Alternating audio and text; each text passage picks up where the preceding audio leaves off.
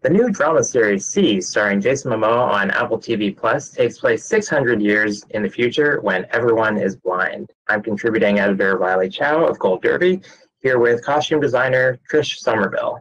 Trish, what did showrunner Stephen Knight and director Francis Lawrence say to you in your initial meetings about creating this world? In the initial meetings, it was a lot of conversations with Francis. He and I have a history of working together before. So we had extensive conversations on, going over scripts. At the time, we had kind of an outline of scripts, the first couple of scripts, and then kind of a Bible kind of outline of what was to happen. And so it was a lot of conversations of what the world would look like, where we would be shooting, what the different tribes would be like, how we would establish these worlds, what existed at the time, what kind of materials we could use. So it was pretty extensive. And then it was also deciding when we first were to start the show, the scripts were written to be for summer. And then as we went on, we ended up shooting in late fall through the winter. So that really kind of adjusted of what the environments were like, what the weather was like, and then in turn what the clothing would be like. Now, what kind of rules did you establish about the show in terms of what the characters would be wearing? Well, again, the scripts originally lent itself to be summer, so it was a lot of bare skin and nudity. And then when it in turn that we were actually shooting in the wintertime, then that kind of changed and we had to do layering and kind of wools and things. So what we tried to establish was, for me, it was really important to know what did the Alkani is one of our main tribes, it's Jason's tribe. What did they have accessibility to? What kind of animals were around? What kind of wools could they use from sheep or lamb or goat? If there were other animals around that they could use for hides, what did they eat? What did they grow as far as grasses and flax and what they could weave materials out of? So we kind of had to set that up as a basis, and then also looking at what takes a really long time to degrade and what could have still been around, like, tires would still be around, certain rubbers, different plastics, all kind of metals, and each one of those things kind of did have different names that Stephen incorporated into the script, like, the smooth that never rots, or god bone is, kind of metals and plastics that just really stay around. So it was establishing what we could use as a basis that made sense, that could still be around, or that each of these different tribes would have accessibility to, that they could actually make clothing out of, or make their housing out of, make pots and pans, how to have ovens for fire. So it was between Francis and Stephen and myself and the production designer kind of coming up with all these concepts of what could be around and still left in this world, and what they could also make, and what they would farm, and what they would grow. So when you're making kind of a made-up world like this, how do you do research for that? Well, with any kind of project that I work on, I do a lot of research, very extensive research, and it can just delve into kind of anything. So with this, what I kind of started off, it was kind of, in the very beginning, it was just kind of Francis and I figuring things out, and I would go through, and I kind of took a time frame. If I took our time period now and went back 500 to 600 years to look at how did we live then? What existed then? What forms and habits do we have from then till now that we've maintained? What are articles of clothing that we've kept? What are different crafts and trades that we've kept? So I just kind of took that time frame and went back to what we would have had 500 years ago, and then just pushed that forward for us to kind of make some kind of rhyme or reason out of it.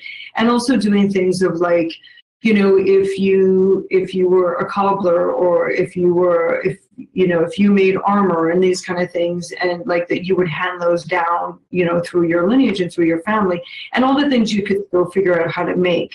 Because we're talking about a society, in our storyline that's been sightless for hundreds and hundreds of years. So they've adapted and they've learned how to make things, and they had, certain trades that they've passed down through generations. So we just kind of continue that forward. Like in some of the aspects we have with the queen, we have in her kingdom for her, there's very old items that have been handed down through generation that are kept to be these sacred kind of regal and kind of royal garments or crowns or, you know, or armor.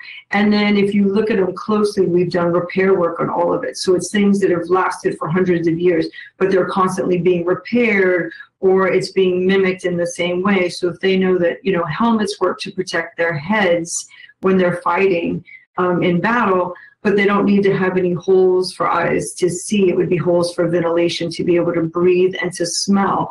So they were continually making these same types of shapes over hundreds of years because they work. It works as protection.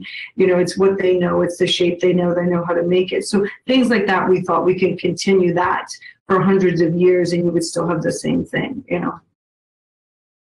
You mentioned the Queen, so tell me about the two main tribes that we have in the initial episodes. We've got the Alkene tribe and then we have the Payan army. How did you distinguish the two groups by their costumes? Well, with the Alkene, they're more, you know, they're more a naturalistic kind of community. They live, when we first see them, they're kind of in these high mountain region. And so they have snow and they have intense weather, but they're surrounded by a lot of woods and trees and streams. So, you know, they hunt, they fish, they're very kind of practical. They live off of the land. They're very self-sufficient. They you know, kind of with most of the tribes that we had, there's a lot based off of scent and sound and sensation. But for them, it's a very small group. We're figuring like the Alkene tribe had about 75 to 100 people in their specific tribe. So with them, we tried to keep it more in earth tones to blend in through the woods and through the trees, and what animals that they would actually live off of to survive, and could also use their hides, their bones, kind of everything. They used every part of the animal as far as for eating, making instruments, making tools, making clothing. So we kind of kept them very kind of earth tone, very kind of natural, and using different, you know, objects that they found, like, you know, like leftover tires we used as treads for their shoes. We used bottle caps and old, even plastic bottles or pieces of plastic. We used those and kind of manufactured and made things for them that could be vessels to eat out of, or it could be adornment for their headpieces that made noise when they walk.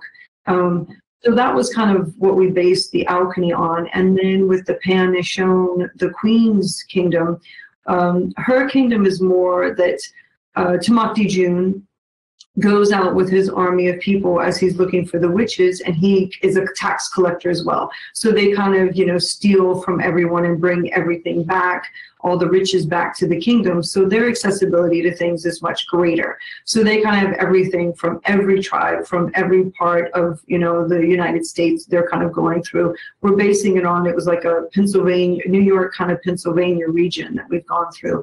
So in one of the latter episodes, you'll see there's a festival of many tribes, and then you get to see the different tribes that still are existing at the time, and what makes them each individual from where they live, or how they manufacture their clothing and make their clothing, and what they eat, and how they coat their skin, and how they look differently, and how they braid their hair, or, you know, use different scents to identify themselves. But the two main tribes in the beginning are the Alkene and the Payan-Nishon.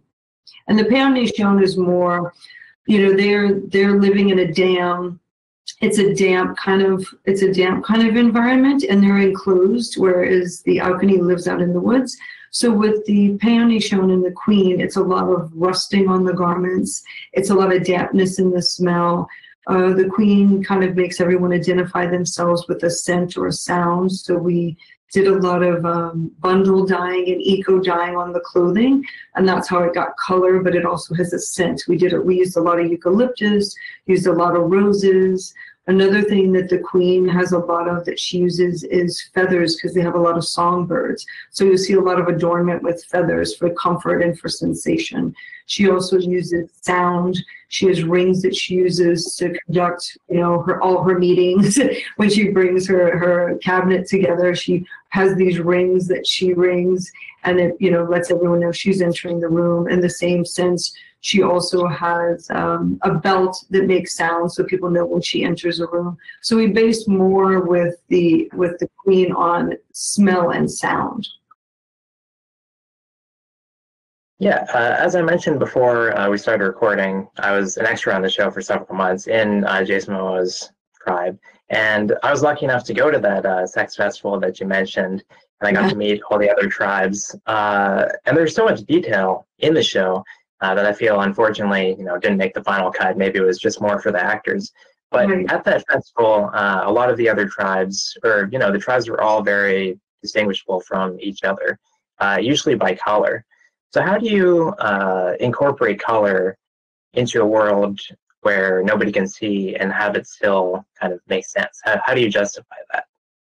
Well, so with the queen, we, as I mentioned, we did it with a lot of bundle dyeing mainly to induce scent. And then within the alchemy, we used a bit there, and we used it mainly as for scents to be appealing, because you figure that's one of your biggest sensations in your sensories is smell. So we also did things with dyeing stuff in citronella. We did lavenders because those are also bug repellents. So for us, it was the thought of it being also bug repellents. So it made sense, for being in the woods. And then with the tribes at the festival, I kind of did a lot of research on indigenous tribes around the world, which I'm really inspired by. The kind of the beauty and the creativity and the functionality of what different tribes around the world do it's really mind-blowing to me. I feel like I've come across as so simple as an American compared to like how creative and beautiful a lot of the indigenous people are. So looking at that, there's like the Himba was one of the tribes I was inspired by, of how they cover themselves in ochre and a clay mud, and it's more for weather and the protection of their skin from bugs or sun. So we did a whole tribe like that we kind of covered them with a clay, and in their hair, on their clothes and everything. And so those clay, the muds, because there is muds like that all over the United States as well, like red clay, there's a lot in the South as well. But so doing that also stained their clothing. There's also a lot of indigo. There's a couple indigo fields kind of in the United States as well, even though we think primarily of getting indigo from Japan. There are indigo fields throughout the years that have grown in the United States. And so one of the groups we did is that they use all these plants in their dyeing of their clothing, so that it's when they're manufacturing the clothes from these indigo plants, it's what causes the dye, and it also rubs off on their hands. They had some on their faces because they can't see where it is, so it just kind of transfers from what things that they're making onto their skin. We had tribes that didn't have any color to them at all, but they were one of the regions they were in, and where their habitat was old factories, like car factories and metal factories. So a lot of their clothes and their hands were really darkened with oil and crude, and so a lot of their garments were made with metal pieces and rivets and bits of car pieces, and that's what they made, parts of like their vehicles that they kind of use were these little, trolleys and dollies that they made were all made from these car parts, or like they made, a cooking area that was made out of a hood of a car.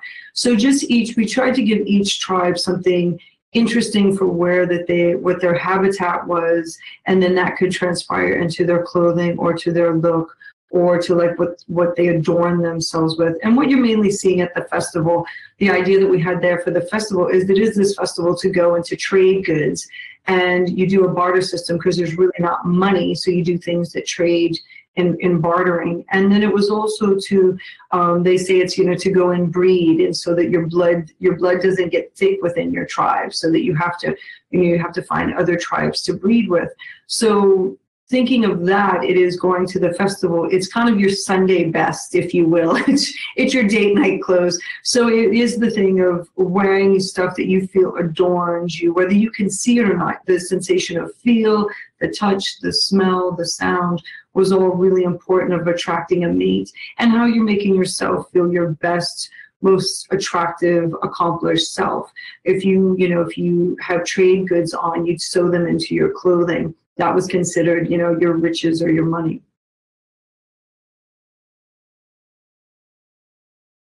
And finally, what fashion? What fashion trend from the show would you like to see adopted today? Oh gosh, I don't know, so many, because it's I had so many favorite things, and it's also trying to think of what realistically can translate. I mean, doing all the bundle dyeing and the eco printing and dyeing and all the rust dyeing was really, for us, it was really, really fun and really interesting to see what you could create out of that. And, it was, literally using, like, we would go collect every day. We'd go out and get different branches and leaves and flowers, all these botanicals and herbs to see actually what would dye the clothes, what would leave a scent, what would change in color, what color they would come up. I mean, so that was something that I could definitely see happening, in fashion.